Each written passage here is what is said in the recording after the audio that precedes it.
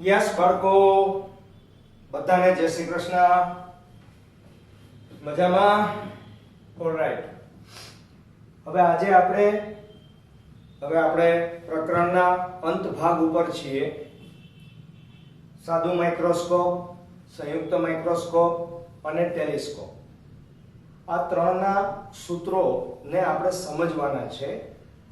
એ સૂત્રોની સાબિતી 2021 ની જે એક્ઝામ છે બોર્ડની એમાં નથી, પણ આપણે એની સમજૂતી એટલા માટે મેળવવી પડે કે અત્યારે JEE ની પરીક્ષામાં હજુ નિર્ણય નથી આવેલો, પણ કદાચ નીકળી જાય. જો ન નીકળે તો આના ઉપરના પ્રશ્ન હર હંમેશ કોમ્પિટિટિવ એક્ઝામમાં હોય જ છે. એટલે આપણે એ સૂત્રનો ઉપયોગ કેમ કરવો તે તો આપણે સમજવું જ પડે, રાઈટ? અને આકૃતિ વગર તો સમજાય નહીં. એટલે મેં એક સાથે બે સૂત્રો છે એની સમજૂતી આપવા માટે બે આકૃતિઓ દોરેલી છે. હવે સૌથી પહેલા પ્રશ્નને આપણે સમજી લઈએ કે સાદા માઇક્રોસ્કોપની સમજૂતી આપી નિયર પોઈન્ટ કોને કહેવાય તે સમજાવી પ્રતિબિંબ નજીક બિંદુએ રચાય ત્યારે રેખીય મોટવણીનું સૂત્ર મેળવો અને તે પરથી પ્રતિબિંબ અનંત અંતરે મળે ત્યારનું મોટવણીનું સૂત્ર માત્ર લખો. એની પણ સાબિતી છે, પણ આપણે આપી નથી, પણ આપણે એકની સાબિતી તો આપવી જ પડે. હવે સૌથી પહેલી વાત એ છે કે નજીક બિંદુ નિયર પોઈન્ટ કોને કહેવાય? સૌથી સારામાં સારું કુદરતે આપેલું ઉપકરણ એ આપણી આંખ છે. આપણી આંખ એ એક પ્રકારનો લેન્સ છે, પણ એ કુદરતે બનાવેલો સ્માર્ટ લેન્સ છે. એ લેન્સ એવા પ્રકારનો છે કે નજીક કે દૂરની વસ્તુઓને સ્પષ્ટ જોવા માટે એ લેન્સ જરૂરિયાત પ્રમાણે જાડો અને જરૂરિયાત પ્રમાણે પાતળો થઈ પોતાની કેન્દ્ર લંબાઈ બદલાવી શકે, જેથી કરીને લેન્સના પાવરમાં પણ કુદરતે ફેરફાર મૂકેલા છે. હવે એ જરૂરિયાત પ્રમાણે જાડો કે પાતળો ન થાય ત્યારે આપણે ચશ્માની જરૂર પડે. ચશ્મા વડે આપણે એ પ્રતિબિંબને સ્પષ્ટ રીતે જોઈ શકીએ, પણ કુદરતે આપણને 25 સેન્ટીમીટર દૂર આશરે 6x6 વિઝન, એટલે કે આંખ એકદમ 100% સારામાં સારી હોય એને 25 સેન્ટીમીટર દૂર રહેલી વસ્તુ સ્પષ્ટ અને ચોખ્ખી દેખાય. હા, આંખના નંબર વાળાને એમ ના દેખાય, બરાબર? તો સ્પષ્ટ અને ચોખ્ખી વસ્તુ તમને 25 સેન્ટીમીટર દેખાતી હોય તો એ જેની વ્યાખ્યા છે કે જે લઘુત્તમ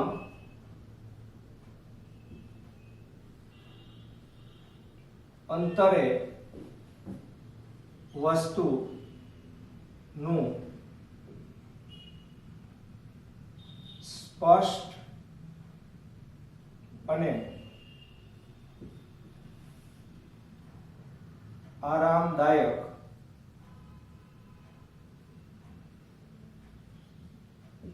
પ્રતિબિંબ જોઈ શકાય તે અંતરને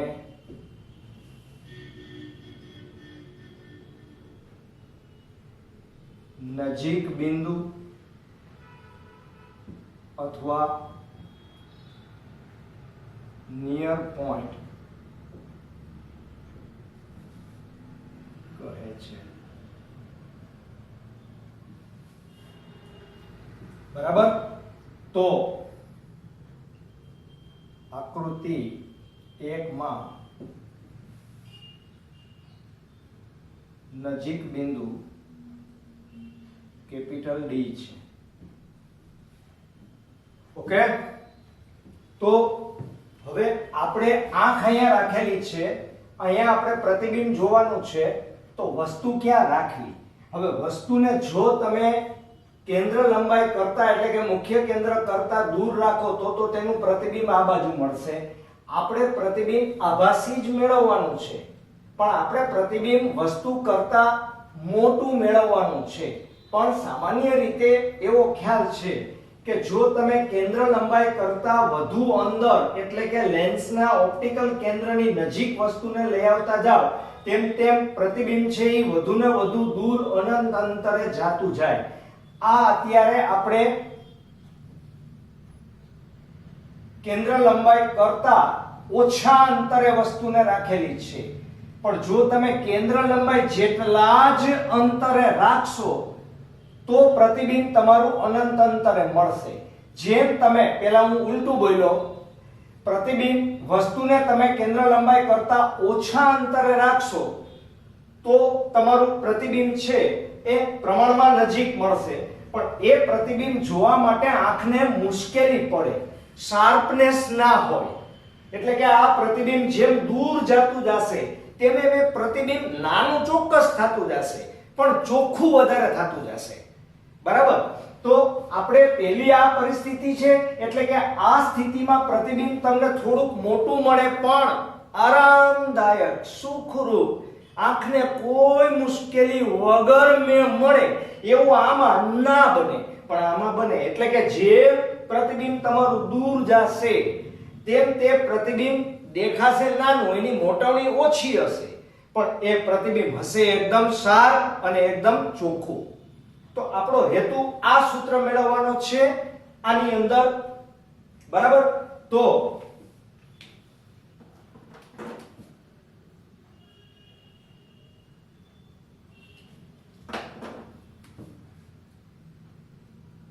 આકૃતિ 1 માં વસ્તુને F ની નજીક અને તેનાથી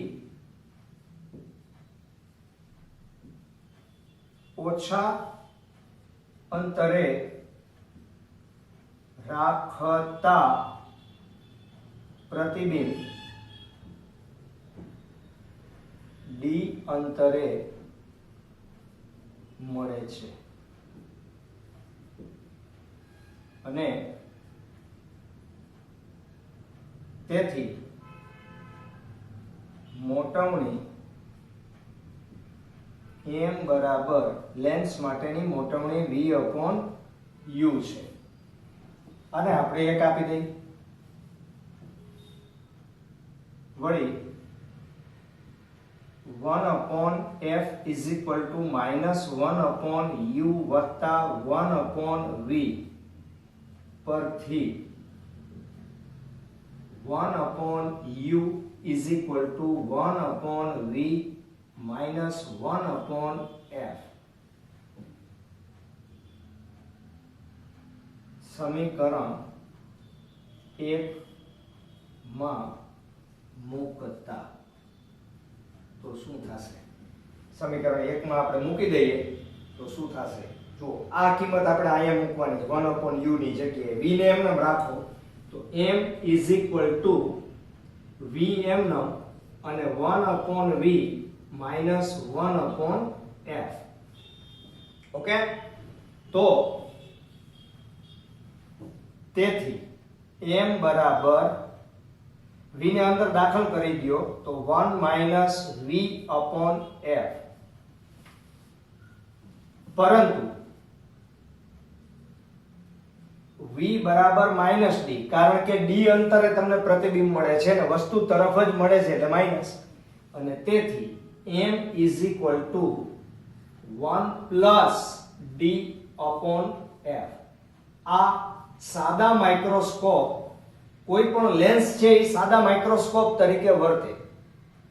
કોઈ પણ લેન્સ છે એ શેના તરીકે વર્તે? સાદા માઇક્રોસ્કોપ તરીકે વર્તે. આપણો બહિર્ગોળ લેન્સ છે એને એ સાદા માઇક્રોસ્કોપ તરીકે વર્તે ત્યારે જ જે દવાની અંદર પ્રિસ્ક્રિપ્શન દવાની અંદર કન્ટેન્ટ લખેલું હોય અતિ સૂક્ષ્મ અંતરે લખેલું, અતિ નાના અક્ષરમાં લખેલું હોય તો એ ઘણી વખત વંચાય નહીં એટલા નાના અક્ષર હોય ત્યારે આપણે બહિર્ગોળ લેન્સનો ઉપયોગ કરીએ તો એના વડે આપણી આંખને આપણે નજીક બિંદુએ ગોઠવી શકીએ છીએ. થોડીક તકલીફ પડે બરાબર, પણ આપણે એ પ્રતિબિંબ થોડું વધારે મોટવણી વાળું એટલે કે થોડું વસ્તુ કરતા મોટું મેળવી શકીએ છીએ. તો આ થી સાદા માઇક્રોસ્કોપની વાત. હવે આ જ વસ્તુ આપણે પકડવાની છે કે જ્યારે પ્રતિબિંબ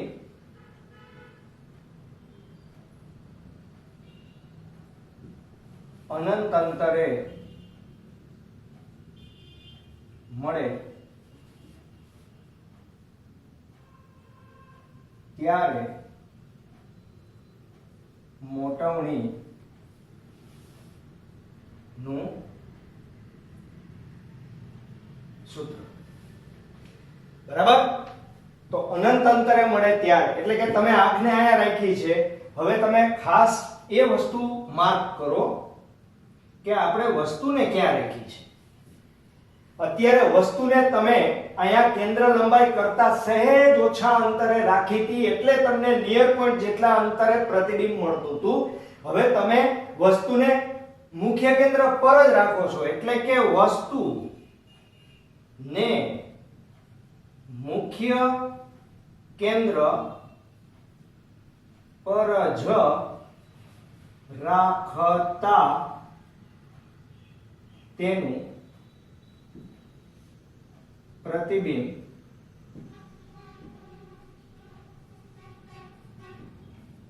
અનંત અંતરે મળે અને તેથી આંખને અનંત અંતરે કેન્દ્રિત કરવી પડે અને ત્યારે મોટવણી m બરાબર શું આવશે d/f.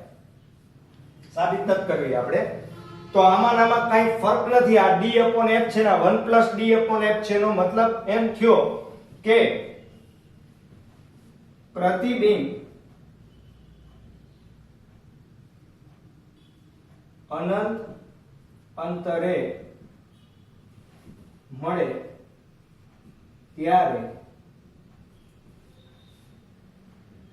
મોટવણી ઘટે છે. મોટવણી ભલે ઘટે પણ પ્રતિબિંબ તમને સ્પષ્ટ, ચોખ્ખું, શાર્પ અને હાઈ ક્લાસ દેખાય. આમાં થોડું પ્રતિબિંબ ધૂંધળું લાગે અથવા આરામદાયક રીતે તમે જોવામાં થોડી મુશ્કેલી પડે બાળકો.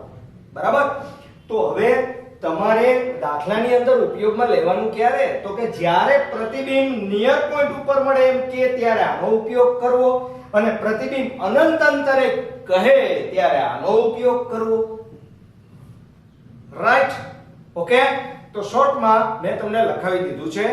આ સૂત્રની સાબિતી તમારે કરવાની નથી પણ સમજવાનું ચોક્કસ છે. વચ્ચેના ભાગમાં સૂર્યપ્રકાશથી મળતું મેઘધનુષ્ય અને પ્રકિરણન આ બે માંથી કોઈ સૂત્રાત્મક ક્વેશ્ચન છે નહીં. બરાબર, અને અત્યારે 2020 માં એક ક્વેશ્ચન આપણા કોર્સમાં નથી. બરાબર, એટલે મેં તમને ભણાવેલા નથી, માત્ર વર્ણનાત્મક જ છે, એમાં કોઈ સૂત્ર નથી. પણ આ ન હોવા છતાં તમારે કરવું પડે કારણ કે આમાં સૂત્ર છે. એટલે જ્યાં જ્યાં સૂત્ર છે ત્યાં આપણી કોમ્પિટિટિવ એક્ઝામ માટે એ સૂત્રનો ઉપયોગ ઓચિંતાનો આવે તો આપણને ખબર ન પડે. એટલે પહેલા આપણે એની થિયરી સૂત્રના ઉપયોગ કરવા માટે તો શોર્ટમાં ભણવી જ પડે. ઓકે, તો લખી લ્યો ફટાફટ. ચાલો,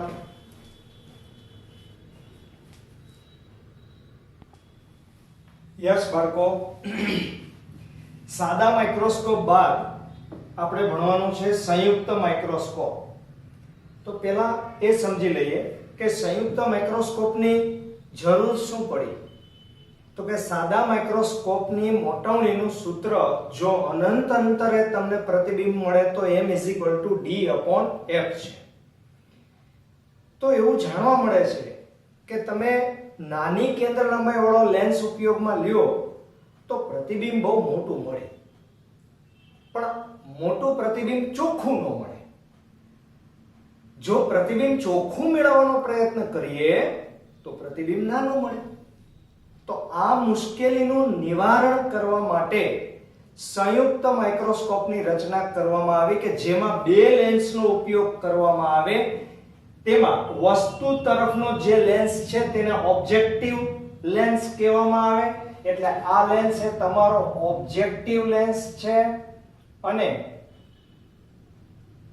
જમણી બાજુનો જે તમને ખૂબ જ વધારે વ્યાસવાળો અને મોટી કેન્દ્ર લંબાઈ વાળો દેખાય છે તે વ્યાસ છે એ તમારો આઈપીસ છે. આંખ પાસે રહેતો લેન્સ આઈપીસ અને વસ્તુ પાસે રહેતો લેન્સ ઓબ્જેક્ટિવ. અચ્છા, આના દ્વારા શું મળશે? તો કે આ ઓબ્જેક્ટિવ છે એ સાદા માઇક્રોસ્કોપ તરીકે વર્તે અને AB નામની વસ્તુ છે કે જે વસ્તુ આપણે તેના પ્રથમ મુખ્ય કેન્દ્ર કરતા થોડીક દૂર રાખેલી છે તેનું ઉલટું પ્રતિબિંબ A' B' એટલે કે H' ઊંચાઈનું તમને આ લેન્સને કારણે અહીંયા મળશે.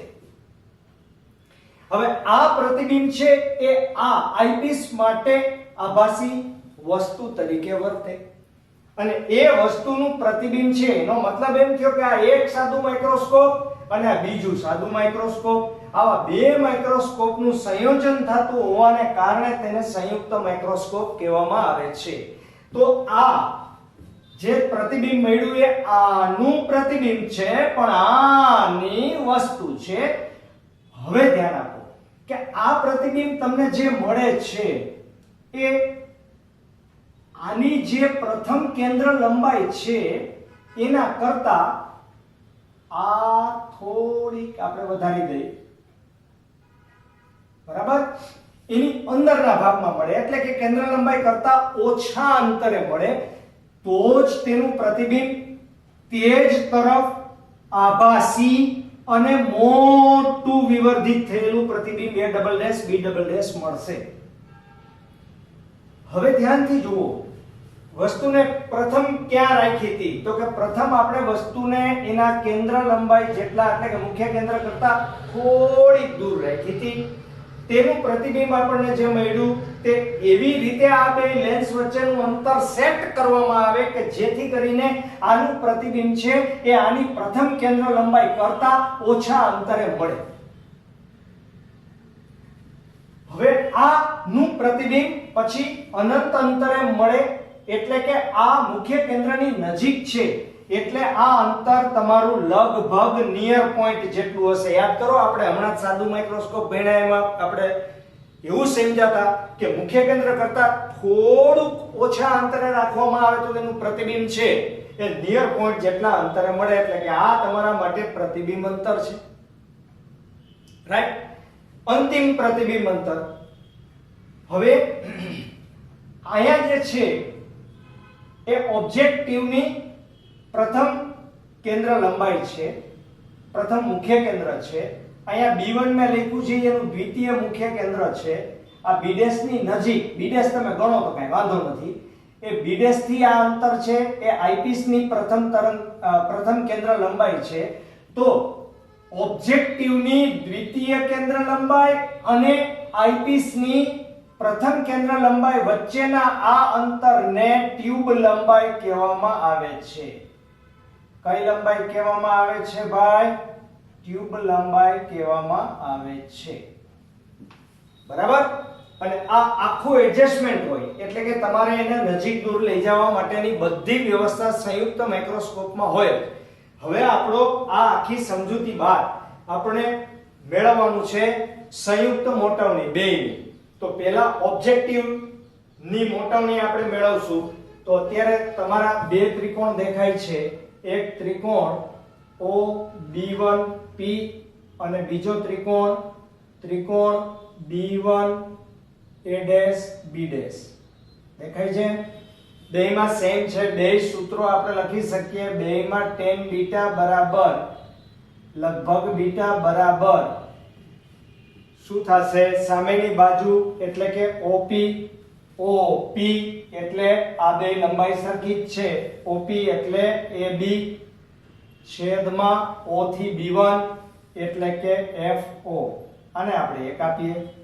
એવી જ રીતે B1 A' B' માટે tan બીટા બરાબર A' B' જોઈ લ્યો બરાબર છેદમાં FE. આને સમીકરણ નંબર 2 આપો. આ બેયને તમે સરખાવી દો તો તમને બધાને ખબર છે કે AB છે એ વસ્તુની ઊંચાઈ છે.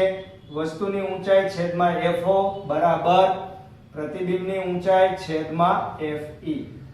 અને તેથી H' છેદમાં H બરાબર MO બરાબર FO FE છેદમાં FO થશે.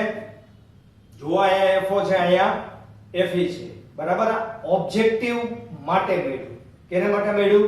ઓબ્જેક્ટિવ માટે. ફરીથી ચેક કરી લ્યો. tan બીટા બરાબર સામેની બાજુ છેદમાં પાસેની બાજુ.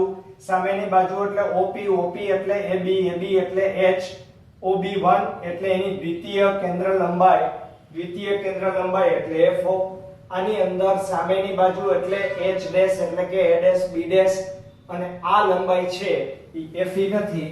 આપણી ભૂલ છે, ફરીવાર જોયું, સારું કર્યું. આ લંબાઈ છે એ આના પ્રથમ કેન્દ્ર લંબાઈ અને આની દ્વિતીય કેન્દ્ર લંબાઈ અને આની પ્રથમ કેન્દ્ર લંબાઈ વચ્ચેનું અંતર છે કે જેને શું કહેવામાં આવે? ટ્યુબ લંબાઈ. અને ટ્યુબ લંબાઈ કહેવાય તો અહીંયા પણ ટ્યુબ લંબાઈ આવશે અને અહીંયા ટ્યુબ લંબાઈ આવશે તો અહીંયા ઉપર શું આવશે? ટ્યુબ લંબાઈ L H' આ MO. આ સમીકરણ માત્ર અને માત્ર તમને ઓબ્જેક્ટિવની મોટવણી આપે છે. હવે જો તમે આઈપીસ ની મોટવણી મેળવવાનો પ્રયત્ન કરો એટલે કે આઈપીસ ની મોટવણી એમ ઈ બરાબર વસ્તુ અંતર કેટલું છે ભાઈ? વસ્તુ અંતર તમારું D દેખાય છે. આ પ્રતિબિંબ અંતર છે, સોરી આ પ્રતિબિંબ અંતર છે તમારું, દેખાય છે. અને વસ્તુ અંતર આને માટે આ વસ્તુ છે કે જે આની પ્રથમ કેન્દ્ર લંબાઈની નજીક છે એટલે આપણે લગ ભગ એમ FE લઈ શકીએ, બરાબર. તો D ના છેદમાં શું થશે ભાઈ? FE. અને તેથી સંયુક્ત કેન્દ્ર લંબાઈ સંયુક્ત મોટવણી M બરાબર MO ગુણ્યા ME, બરાબર. અને આમ થાય તો M બરાબર MO એટલે લાફો માર્યો, L છેદમાં FO એટલે લાફો છેદમાં DFE, બરાબર. D/FE. તો આ સૂત્ર છે એ સંયુક્ત માઇક્રોસ્કોપની મોટવણીનું છે કે જેનો ઉપયોગ આપણે ખૂબ કરવાનો છે. મોટવણી સંયુક્ત માઇક્રોસ્કોપની વધારવા માટે તમારે ઓબ્જેક્ટિવની કેન્દ્ર લંબાઈ અને આઈપીસની કેન્દ્ર લંબાઈનું મૂલ્ય ઘટાડવું જોઈએ. જો આનું મૂલ્ય તમે ઘટાડો તો તમને મોટવણી મોટી મળે અથવા L એટલે કે ટ્યુબ લંબાઈ વધારે રાખવામાં આવે તો પણ ફાયદો થાય. કારણ કે D આપણા હાથમાં નથી. D નો આધાર આ 1 2 ને 3 ઉપર છે, રાઈટ. એટલે L નું મૂલ્ય વધારીએ તો અથવા FO અને FE નું મૂલ્ય ઘટાડીએ તો એની મોટવણી વધારે પ્રમાણમાં મળી શકે. અને સાદા માઇક્રોસ્કોપની મદદથી લગભગ મોટવણી તમને 9 ગણી કે તેના કરતા ઓછી મળતી હોય તો સંયુક્ત માઇક્રોસ્કોપમાં તમને મોટવણી એના કરતા અનેક ગણી વધારે મળતી હોવાને કારણે મોટા ઉપકરણોમાં સામાન્ય રીતે સંયુક્ત માઇક્રોસ્કોપનો ઉપયોગ વધારે પ્રમાણમાં કરવામાં આવે, બરાબર. સૂક્ષ્મ જીવોને જોવા માટે માઇક્રોસ્કોપનો ઉપયોગ થાય, બરાબર. સમજાય છે? તો હવે હું તમને થોડુંક વર્ણન કરી દઉં છું, બરાબર? વધારે વર્ણન નહીં કરું બાળકો. ઓકે, ચાલો. યસ બાળકો, સાદા માઇક્રોસ્કોપ વડે મળતી મોટાવણી કરતા વધારે મોટાવણી મેળવવા માટે બે લેન્સનો ઉપયોગ કરવામાં આવે છે, જેમાં એક લેન્સની અસર બીજા લેન્સ દ્વારા ખૂબ જ મોટી થાય. એટલે આના વડે જે પ્રતિબિંબ મળે એ તો આના કરતા થોડુંક મોટું તો મળે, પણ આના વડે પાછું જે અંતિમ પ્રતિબિંબ મળે એ ખૂબ જ મોટું મળે, વિવર્ધિત મળે, અને તેથી તેને સંયુક્ત માઇક્રોસ્કોપ કહેવામાં આવે છે. જેમાં વસ્તુ તરફના લેન્સ કે જેની કેન્દ્ર લંબાઈ ઓછી હોય તેને ઓબ્જેક્ટિવ અને આંખ પાસેનો લેન્સ કે જેની કેન્દ્ર લંબાઈ વધારે હોય તેને આઈપીસ કહેવામાં આવે.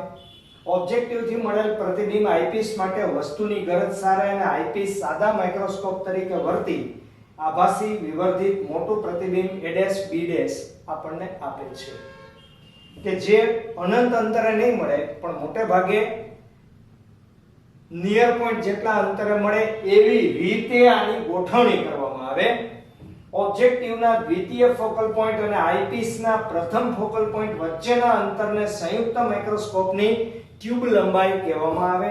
ઓબ્જેક્ટિવથી મળેલ પ્રતિબિંબ A', B' ઉલટું અને આઈપીસના પ્રથમ ફોકલ પોઈન્ટની નજીક તેનાથી ઓછા અંતરે મળે છે. એટલે અહીંયા આ પોઈન્ટને આ પોઈન્ટ ગણી લીધો છે, વાસ્તવમાં આની ઉપર ના મળે તો આ ડી આ નિયર પોઈન્ટે ના મળે તો પછી અનંત અંતરે વયું જાય, પણ આના કરતા થોડા ઓછા અંતરે હોય તો જ નિયર પોઈન્ટે મળે, રાઈટ? પણ આપણે મેથેમેટિકલી રીતે ગણતરી માટે આ અંતર છે ઈ આની પ્રથમ ફોકલ પોઈન્ટ જ કહેવામાં આવે. તો હવે ગાણિતિક રીતે આકૃતિ પરથી ત્રિકોણ OPB1 અને B', A',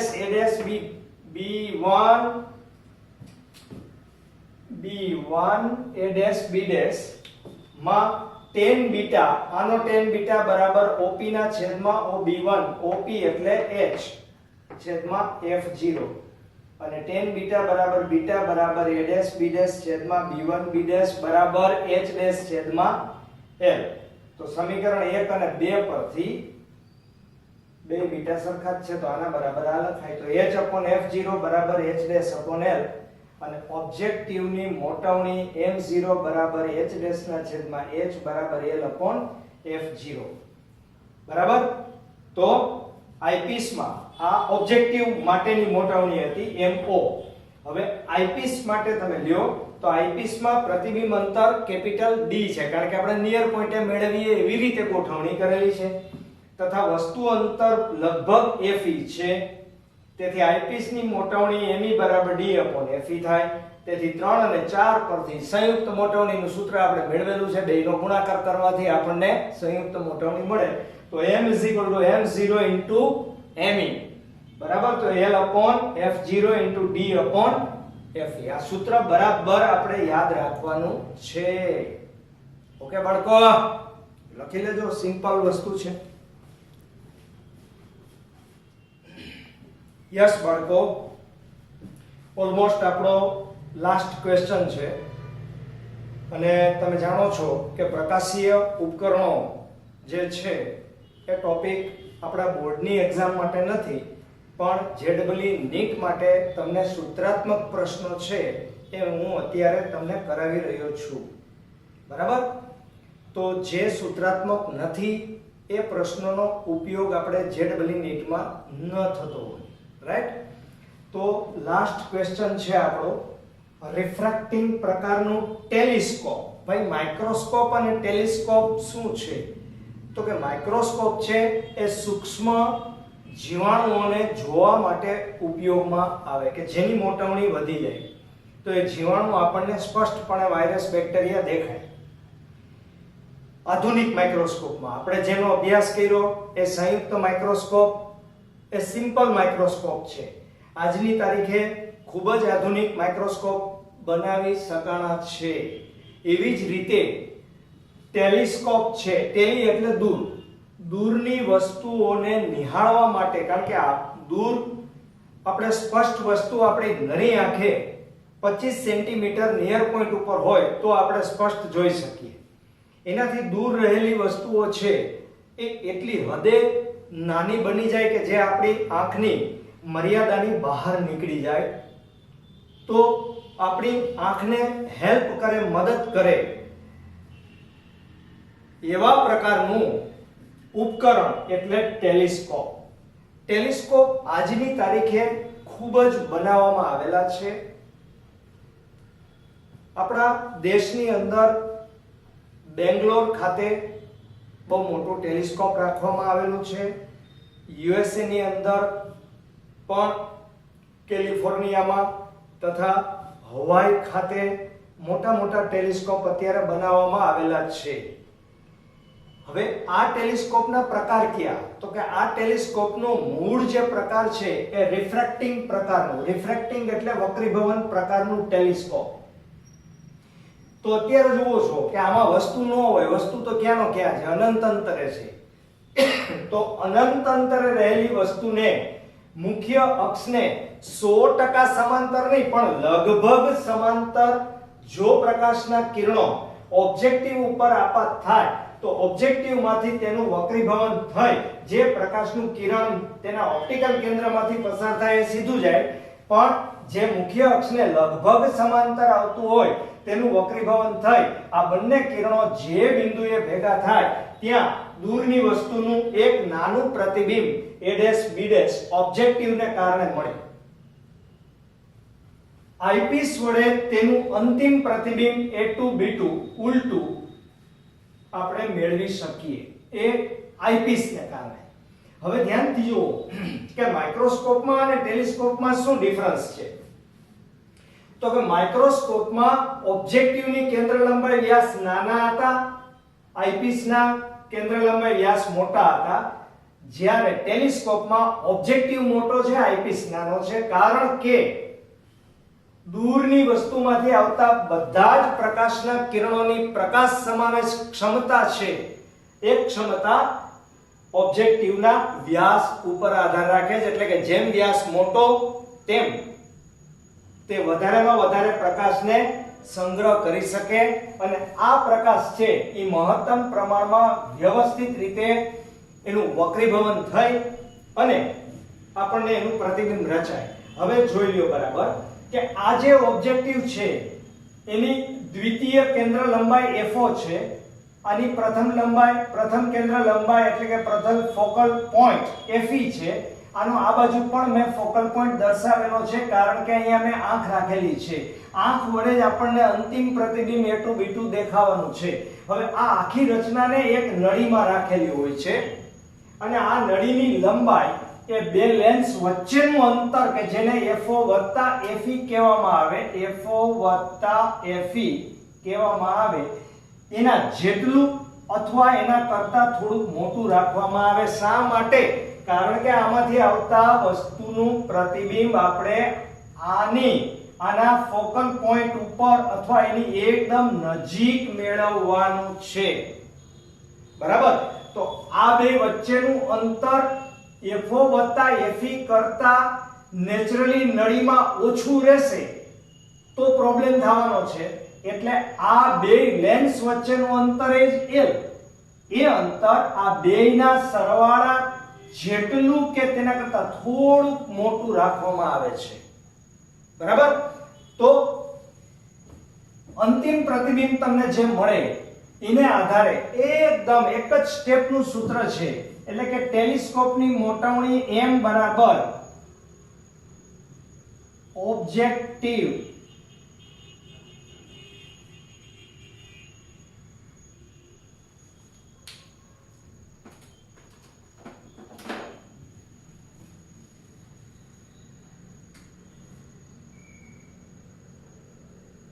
આઈપીસ વડે મળતા અંતિમ પ્રતિબિંબ બે આંખ સાથે બનાવેલો ખૂણો છેદમાં ઓબ્જેક્ટિવ સાથે વસ્તુએ અથવા આંખે બનાવેલ ખૂણો. તેથી m બરાબર બીટાના છેદમાં આલ્ફા. બરાબર, બીટા એટલે અંતિમ પ્રતિબિંબે મેળવેલો ખૂણો, આ ખૂણો. બરાબર, તો આ ખૂણો આપણે જોતો હોય તો શું કરવું પડે ભાઈ? આપણે શું કરવું પડે? બીટા જોતો હોય તો સામેની બાજુ છેદમાં પાસેની બાજુ કરવી પડે. તો આ જે અંતર છે અને આ અંતર છે એ ત્રિકોણ બનશે. એ ત્રિકોણને કારણે આપણે ત્યાં શું લખશું ભાઈ? a dash b dash. a dash b dash ને આપણે h કહી દઈએ. બરાબર, તો h ના છેદમાં fe ના છેદમાં આલ્ફા. આલ્ફા એ બનાવેલો ખૂણો, આલ્ફામાં એક તો છે જ, અને આ અંતર લેવું પડે સામેની બાજુ છેદમાં પાસેની બાજુ એટલે FO. એટલે h ના છેદમાં FO બરાબર FO ના છેદમાં FE. સિમ્પલ વસ્તુ છે. એટલે કે ઓબ્જેક્ટિવની કેન્દ્ર લંબાઈ અને આઈપીસની કેન્દ્ર લંબાઈના ગુણોત્તરને ટેલિસ્કોપની મોટવણી કહેવામાં આવે. તો કોઈ પણ ટેલિસ્કોપની મોટવણી વધારવા માટે તમારે ઓબ્જેક્ટિવની કેન્દ્ર લંબાઈ મોટી અથવા આઈપીસની કેન્દ્ર લંબાઈ નાની રાખવી જોઈએ. તો આ રિફ્રેક્ટિંગ પ્રકારના ટેલિસ્કોપનો ઉપયોગ અન્ય બે પ્રકારના ટેલિસ્કોપમાં કરવામાં આવે છે. એમાં ટેરેસ્ટ્રીયલ પ્રકારનું ટેલિસ્કોપ અને એસ્ટ્રોનોમિકલ